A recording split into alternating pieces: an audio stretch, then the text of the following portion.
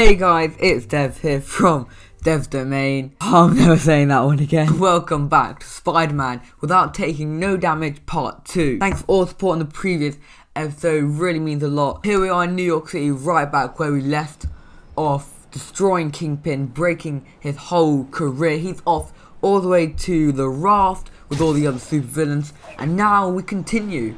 If you guys are excited, destroy that like button, and yeah, let's get into this. The committee will be here soon. We need to run an equipment check. I'm almost there. Blocks away. Guess I'll just do it myself. No, don't. It's not safe. Alright, so we go to our other job where at this point, Dr. Octavius is testing out his prosthetics and all that stuff. And he did it without us. The selfish, impatient little loser did it without us. And we did say it would be dangerous. And look what happens. Hold on. So because he's so arrogant little loser, he does it without us. Good job. That's all your fault that your brain got all fried up. So surprisingly, Peter still sticks around. We do these quick, easy puzzles, no worries, and head over to Yuri. She tells us that all the police Oscorp satellite towers have all gone down, so we have to go on a mission. We fix the first one, revealing the first fight scene of the episode. So the gang robbery going on, we came here to stop it. Small amount of enemies, no guns, this is what we like to see. So we web strike, it's all going good, we're absolutely beating the hell out of people. Most of the fight was absolutely easy, however I'm accidentally making a stupid mistake by jumping onto the wall, taking a massive hit from a crowbar straight into the forehead, taking us down, causing us to restart. But we learn from our mistakes on this channel, we absolutely bossed it the second time, absolutely destroying everyone, took us to the next fight, which was, well, let's say, much harder. This fight, I think there was one more enemy than last battle, and there was the Brute. And I hate the Brute, especially when we have to take no damage in the fight. So most of the small enemies, there weren't really much of a problem, but the Brute kept getting in the way. I kept getting charged around and beaten up. It was not good. I think we died about 6 or 7 times. It was absolutely crazy. But once again, like last time, something struck in me. I went into God mode. I was absolutely destroying everyone, people getting broken faces, definitely a couple surgeries going on after this battle. And finally, we managed to complete it. It did take a while, but I never gave up, and we managed to get it done.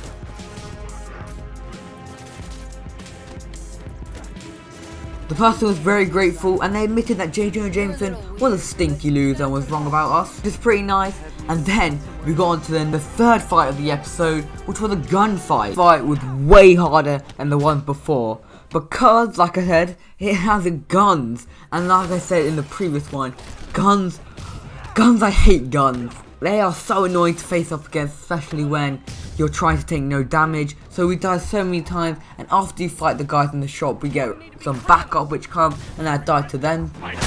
I died 3 times in total. On the 4th attempt, we managed to wipe out everyone, which is awesome. But yeah, guns, I just can't deal with them. They smell so much. But no worries, though, no match for us. We still managed to knock them all out and complete the level. At the lab, we start repairing our suit, which is all torn up from the fist fight.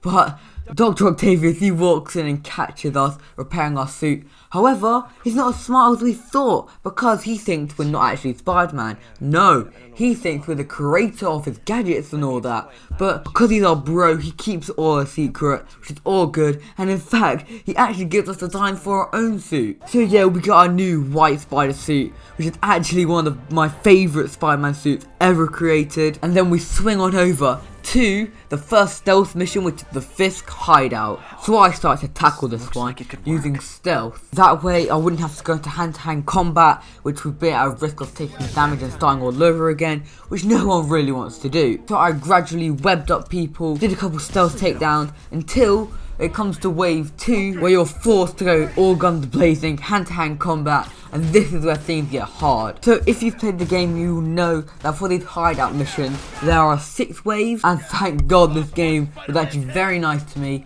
And basically, every 2 waves you get a checkpoint. So if you die at wave 3, I have to start from wave 2. But if I complete wave 3 and go on to wave 4, I can continue from wave 4. This way, which was so handy, I didn't have to start all the way from the beginning. But I'm not gonna lie, this was very, very tough. There were enemies all over the place. There were actually rocket launch people near the end waves.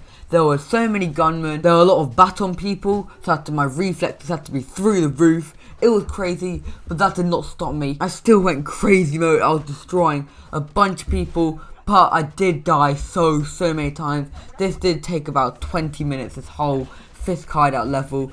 But as the waves went on, and we were just getting better, stronger, our reflexes were becoming more enhanced, we were becoming adapted to the environment. We started completing waves very quickly, and we finally managed to get it done. It did take a while, but that was okay. We were absolutely destroying people, punching people in the face, left, right and centre, knocking people out all over the place. The hospitals were full because everyone who we absolutely knocked out had been sent there. It was crazy, but yeah, we managed to get it done, and so we moved on to the next level. We went to the Feast Centre where we were introduced to the head of it, Martin Lee, and Aunt May, where we celebrated her anniversary of working there. We then left, got into our Spider-Man suit, and headed over to the Fisk auction house where we were alerted by Yuri that something dodgy's going on. Turns out, surprise surprise, there was something dodgy going on. A bunch of masked men, all with weapons, were looking for a file in the Fisk auction house. The file. There's someone else here. They must have taken it. Those masks. Who are these guys? There's no one here but us. We will find the file, or you will die. This is bad. They'll kill her if I alert them. Need to pick them off silently. So that's what we did. One by one we went through the Fisk auction house, picking them off silently, doing perch takedowns, web strike takedowns until they were all gone. We used our web shoes to distract them so we could take them out when they weren't looking, and we managed to take them out.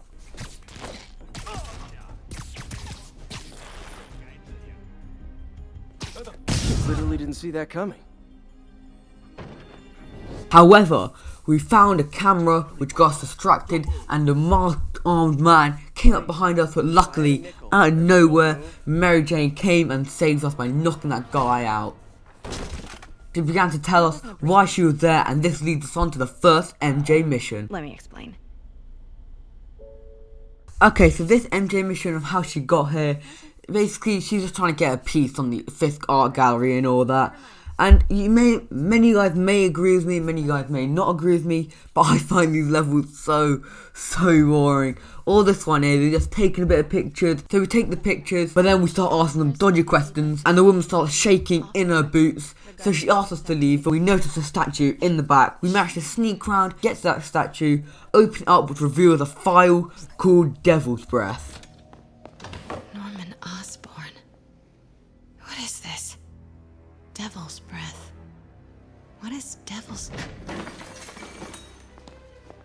What the...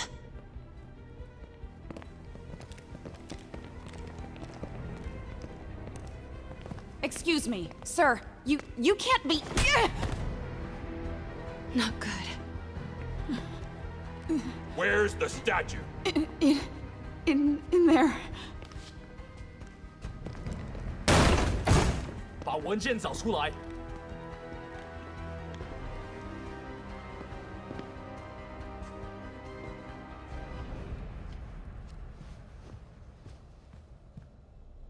Alright, so we're now all caught up on the situation, how she got there, what's going on with the files, and what these guys want. So now, finally, we're back as Spider-Man. Let's go. We're ready to break some people's faces in half. So we go around sneakily, progressing through the Fisk auction house, stealth taking down all the enemies we see on the way, until, unfortunately, MJ wasn't as sneaky as we thought and manages to get caught. We break through the doors just in time to save her, and here's where things start to get hard, as we've got the first demon fight on our hands. When I started this fight, I thought it was actually going to be really hard, but surprisingly, it was actually fairly easy. We're absolutely destroying everyone. We were punching them so hard they were smashed into the glass and all the other artwork in the gallery. However, obviously I did die, and that was to a stupid machine gun which gunned us down, causing us to restart. But then the second time, we absolutely ruined all of the masked men. They stood no chance. Bam, bam, bam. Broken face, broken legs, spun their jaw 360 degrees.